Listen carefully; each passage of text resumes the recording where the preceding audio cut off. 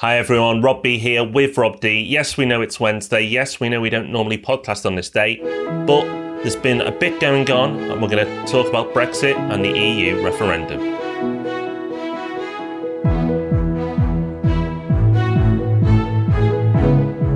So Rob, I've had quite a few emails from people since quite early on Friday saying, are you going to do a podcast about Brexit? What we do, what's happening?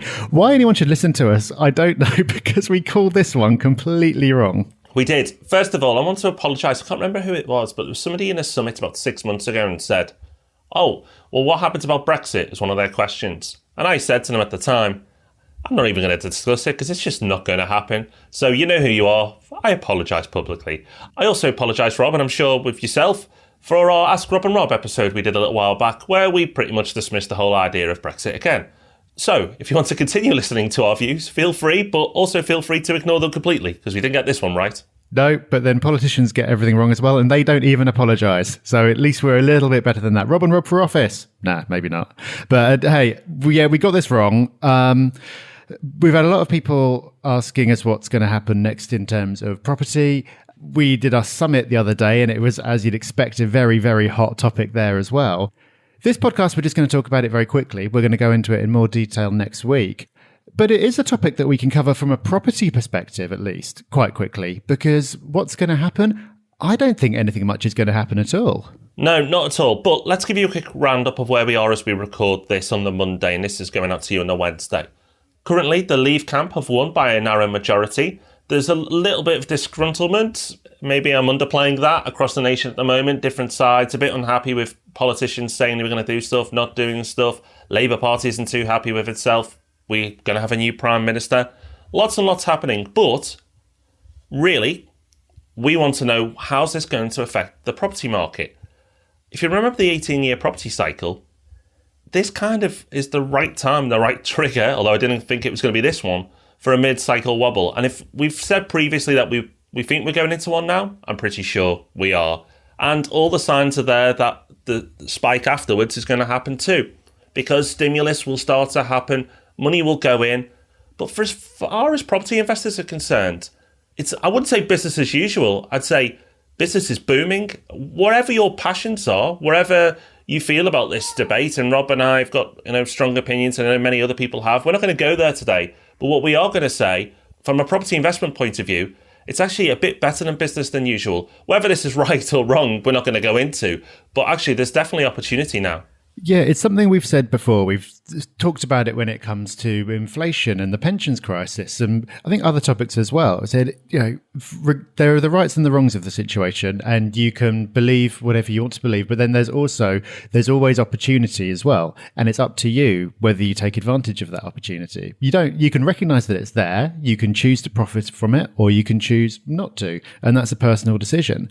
But in terms of this, for property investors, I was saying it at the summit on Saturday, I quite like uncertainty and I like a good crisis because that's where there's opportunity. When everything's going well, that's the time when I start getting nervous. And also at the summit, there was somebody there who was talking about a particular deal that he was involved in where the demand was going to be affected by a big EU project. And so that particular investment, that specific investment could be in jeopardy, and he was very worried. But in terms of property specifically, I don't think it's going to make any difference over the long term, which is the time frame that I'm most interested in.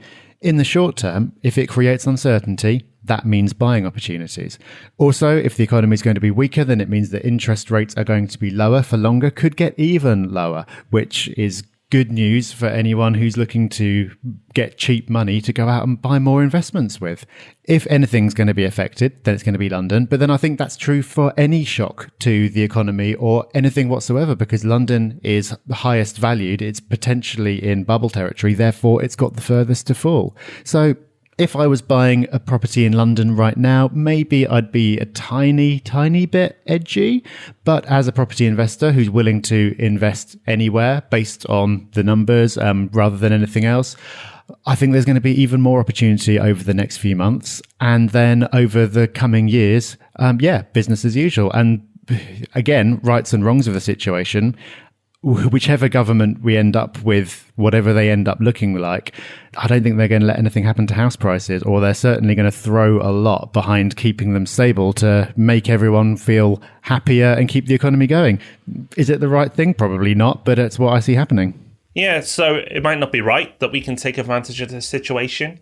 And in fact, you're best placed by listening to this. You're the type of investor that educates yourself. And it's those educated people, the people who understand what's happening in the markets, that can make moves.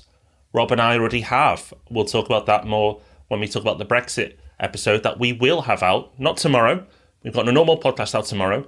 In there, we talk about we're not knowing the results. So don't get confused. We weren't expecting to record this episode because we kind of thought the Remain would win. So we will come back with a Brexit episode, not tomorrow, but the week after, and we'll discuss the lessons we can learn from this, the impacts on the property market in a little bit more detail, and what you could do specifically yourself to take advantage of the current situation. The rights and wrongs, we're not going to go there, but the opportunities and the risks, we will, because that's what you expect us to do. And of course, we will deliver on that. But no more predictions. No more predictions ever at all. I don't mind looking silly in public every so often, but it's getting a bit too regular for my liking. There is a thread on this topic on the Property Hub. If you go to thepropertyhub.net/forum, you'll see what other Property Hub members have to say about this topic. They'll have a lot to say, I'm sure. And if you've got any of your own thoughts or any of your own questions, do drop them in there. We'll be monitoring that thread and we'll be using it when we're putting together our proper Brexit episode next week. So it'll be really interesting to hear your thoughts and any questions you've got so we can make sure that we incorporate all of that into our episode next week. So don't be alarmed or confused tomorrow when we don't mention Brexit in the normal podcast. But the week after, we'll be back discussing this in depth, going into more detail. We'll have another week to see what transpires. I think it's going to be a popular episode, Rob. I think it probably will be. So thank you for listening. Sorry again. And we'll see you tomorrow for a proper episode of the Property Podcast. See you then. Bye-bye. Bye-bye.